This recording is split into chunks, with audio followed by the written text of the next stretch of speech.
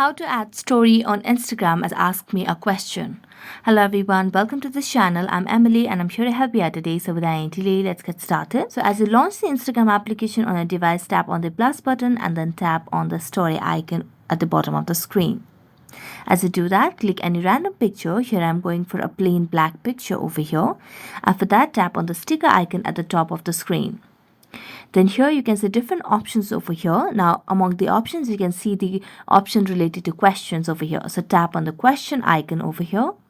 And as you do that, you can see the ask me a question option. So just remove the question over here and you can customize any question over here. So for example, here I'm gonna write what's your favorite color and then go back on done.